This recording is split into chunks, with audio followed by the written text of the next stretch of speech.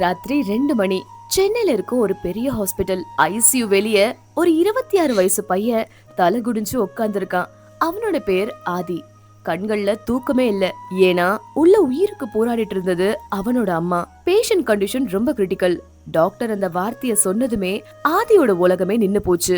ஏன்னா அவனோட வாழ்க்கையில அம்மா மட்டும்தான் இருந்தாங்க. ஆதி சின்ன வயசா இருந்த போதே அவனோட அப்பா வேற ஒரு பொண்ணோட ஓடி போயிடுறாரு. அந்த நாள்ல இருந்து அவனோட அம்மா சாந்தி தனியா போராட ஆரம்பிச்சாங்க. காலையில வீட்டு வேலை, மத்தியானம் டெய்லரிங், ராத்திரி அப்பார்ட்மெண்ட் கிளீன் பண்ற வேலை, இப்படி 3 வேலை பார்த்து ஆதிய படிக்கவும் வச்சாங்க.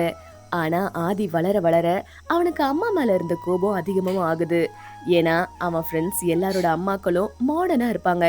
ஆனா சாந்தி எப்பவுமே பழைய காட்டன் சாரி, கையில காயங்கள், முகத்துல சோர்வு. ஒரு நாள் ஸ்கூல் ஆனுவல் டே. ஆதி டான்ஸ் ஆட போறான். அவனோட அம்மா சந்தோஷமா வந்திருந்தாங்க. ஆனா ஃப்ரெண்ட்ஸ் எல்லாரும், என்னடா இது உன் அம்மாவா, வேலைக்காரி மாதிரி இருக்காங்களே அப்படின்னு சிரிக்க ஆரம்பிச்சாங்க. அந்த நிமிஷம் ஆதிக்கு அவமானமா போச்சு. ஃபங்க்ஷன் முடிஞ்சதும் சாந்தி சந்தோஷமா கேட்டாங்க, ஆதி நான் வந்தது உனக்கு ஹாப்பி தானே? ஆனா அவன் கோபத்துல, இனிமே நீங்க எங்கேயுமே வராதீங்க அப்படின்ற மாதிரி கத்திடுறான். அந்த வார்த்தையை கேட்டதுமே சாந்தியோட முகம் அப்படியே மாறி போச்சு. ஆனாலுமே அவங்க சிரிக்க தான் ட்ரை பண்ணாங்க. சரிப்பா அப்படின்னு மட்டும் சொல்லிட்டு நடந்தும் போயிட்டாங்க. அந்த நாள் ராத்திரி சாந்தி பாத்ரூம்குள்ள போயிட்டு சத்தம் இல்லாம அழுதாங்க. ஆனா மறுநாள் காலையில திரும்பவும் அதே சிரிப்பு, அதே அன்பு, அதே அன்பு. வருஷங்களும் ஓடுச்சு. ஆதி இன்ஜினியரிங் முடிச்சா. ஐடி கம்பெனில வேலையும் கிடைச்சது. நல்ல சேலரி, புது ஃப்ரெண்ட்ஸ், புது வாழ்க்கை. மெல்ல மெல்ல அவங்க அம்மாவை இக்னோர் பண்ணவும் ஆரம்பிச்சான். ஒரு நாள் சாந்தி போனும் பண்ணாங்க. சாப்பிட்டியாப்பா?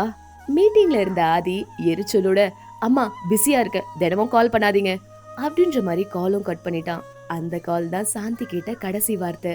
அதே ராத்திரி அபார்ட்மெண்ட் ஸ்டேர்ஸ் கிளீன் பண்ணும்போது சாந்திக்கு செஸ்ட் பெயினும் வந்துடுச்சு. அவங்க அப்படியே கீழே விழுந்துட்டாங்க. ஹாஸ்பிட்டல், ஐசியூ, மெஷின் சவுண்ட், அதுக்குள்ளேயே ஆதி உடைஞ்சு போயிருந்தான். அப்போ ஒரு நர்ஸ் வந்து, இது உங்க அம்மாவோட பேக்னு கொடுத்தாங்க. அதுக்குள்ள ஒரு பழைய டைரியும் இருந்துச்சு. ஆதி அதை திறந்து பார்த்தான்.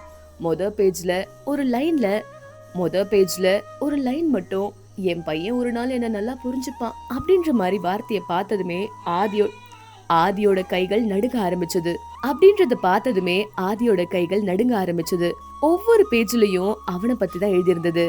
இன்னைக்கு ஆதி ஃபர்ஸ்ட் ரேங்க் வாங்கினா, என்ன கட்டி பிடிக்கல, ஆனா பரவாயில்ல, அவன் சந்தோஷமா இருந்தா போதும் அப்படின்ற மாதிரியும், இன்னைக்கு என்ன ஆனுவல் டேக்கு வராதன்னு சொல்லிட்டான், ரொம்ப வலிச்சது, ஆனா அவன் மனசு கஷ்டப்படக்கூடாது. இன்னொரு பேஜ்ல, என் உடம்பு ரொம்ப வலிக்குது, ஆனா இன்னும் கொஞ்ச நாள் நான் உயிரோட இருக்கணும், என் பையன் செட்டில் ஆகிறத நான் பார்க்கணும். அந்த பேஜ படிச்சுட்டு இருந்த ஆதி கதறி அழ ஆரம்பிச்சான். நான் என்ன பண்ணிட்டேன்? அவன் ஐசியூ கதவு முன்னாடி போயிட்டு கண்ணீரோட சொன்னான், அம்மா ஒரே ஒரு தடவை கண் தரங்குமா.